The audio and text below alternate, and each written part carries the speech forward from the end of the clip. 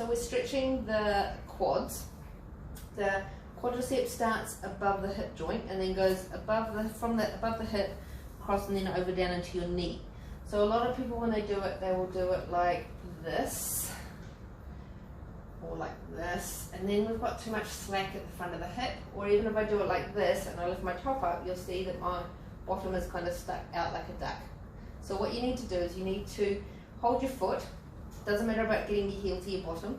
You take your knee forward, and then keeping your knee forward, you tuck your bottom under, so you push your hips forward, and then keeping your hips pushed forward, so I'm tucking my bum under here.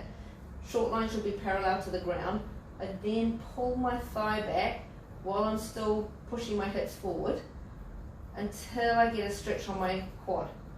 Ideally, we're looking for parallel to the ground here and perpendicular to the ground here. And so if you can get parallel and perpendicular, then you can start pulling your heel to your bottom. But heel to the bottom is the last thing that should happen. So we're stretching the gastrocnemius, which is the big calf muscle that starts above your knee joint. So you need to do it against a wall, or you can do it on a table, and so that you've got something just kind of to lean against. The front leg, the back leg's going to stay straight. The toes point to 12 o'clock, the heel points to 6 o'clock. So I don't have my foot turned out like this, or turned in like this. Toes 12, heel 6, heel stays down on the ground, and the knee stays straight. Those are the important parts. Headlights of my pelvis face forward.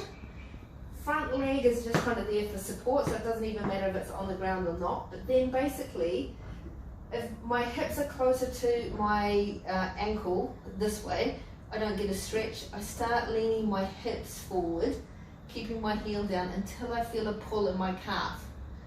What I don't want to do is I don't just want to go forward with my body like this, because then I don't feel very much.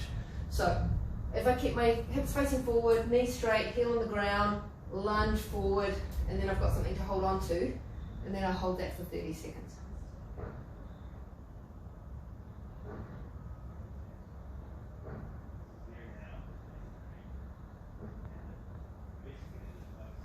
So we're stretching the hamstring muscle, which goes from the back top of your hip down below your knee.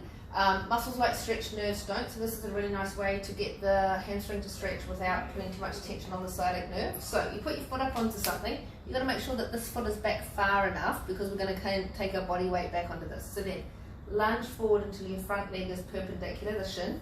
Glue your chest down onto your thigh, and that's quite important. Keep your chest stuck onto your thigh, and you may need to see my heel has to come off at the back because my calf muscles are short, so you may have to lift your heel to get into this position. So this is now our starting position, and then push through your hands, take your body weight back onto the back leg until you feel a stretch in the hamstring. Ideally, once I'm back in my stretched position, this back leg should be perpendicular to the floor, yeah? And then I hold this for 30 seconds. If my foot was too close to the chair, then when I come backwards, I don't have a stretch yet, and I'm about to fall over on that back leg, right? Conversely, if my back leg is back too far, then it's almost like I'm doing the splits and it's not very comfortable. So that back leg kind of wants to be in a perpendicular position once you're in the stretch. And then you just hold for 30 seconds. Come back, come up, step off. So we're stretching the piriformis muscle, which is the muscle at the back of the hip through here. So the best way to do it, cross one leg over the front of the other in like a figure 4 position. And the most important part of this is that you then keep your back up straight, and then you pretend you got karate chopped through your hips and you lean forward. So my face is going forward straight this way to get my stretch, and then I hold for 30 seconds. What you don't want to do is you don't want to cross your leg and then just slump forward like this, because then I don't feel anything in my hip joint. I'm kind of just getting a stretch in the back. So keep your back straight, pigeon chest yourself kind of going forward. You go as far forward as you can. You can put a little bit of pressure on your thigh to make it fall down a little bit more, but don't put the pressure over the knee joint, because that will then have potential to hurt the ligaments in the knee. So stretch for the soleus, which is the under calf muscle, which is the one that comes into your Achilles more. So what you need to do is you need to set yourself up, either have your foot tucked like this or like this, and then what you want to do is you want to pull this foot back underneath you as far as you can, as to get your heel, as long as your heel stays down on the ground. So if I pull it back too far, now my heel's off. Yeah, so pull it back as far as you can underneath you, as long as your heel stays down. And then you're going to use your body weight, and you can have your hands in front of you, to lean yourself forward and push your chest down onto your knee, to push your knee kind of down on this angle, to get a stretch on here. You push as far as you can as long as your heel stays down on the ground. If I come forward and my heel starts to lift up, I'm not going to feel anything. So basically, heel stays down, body weight forward, and stay there until you feel a stretch. So we're doing what's called a butterfly pose, so we're getting the groin muscles in here. So you put your feet together, and then ideally we want to have your back straight. So if you don't have good flexibility in your hips, I'll show you what you can do in a second, but basically you can pull yourself up to get your back straight, feet together, and then you can use your elbows to push your knees away from you and lean forward, keeping your back straight. You don't just want to do this because you won't get anything in your hips.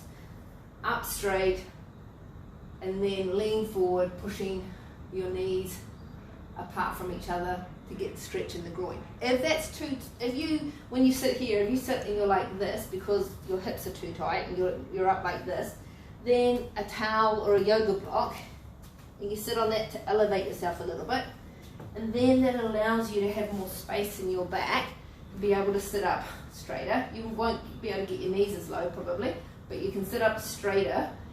Then I can lean forward and then still get the nice stretch, but the important part is to keep the back straight. Okay, so we get like a hand-sized towel, and depending on how long it is, if it's long you can hold the ends this way. If it's shorter, you might need to hold the opposite corners. But you grab onto the towel, you keep your shoulders away from your ears, your arms are straight, and your ribs have to stay in. So then you take your arms up and over your head, keeping your arms straight. If you bend your elbows or your ribs come out, you need to lengthen the towel or lengthen your grasp. You can use a strap, you can use a band, and you come through. If it's easy, then you have to shorten and bring your hands in a little bit. But if you're coming back and it's too short, we don't want your ribs coming out and we don't want your elbows bending. So shoulders down, ribs in, arms straight, and we do 10 of these. And on number 10, you get to the hardest point and you hold for 30 seconds.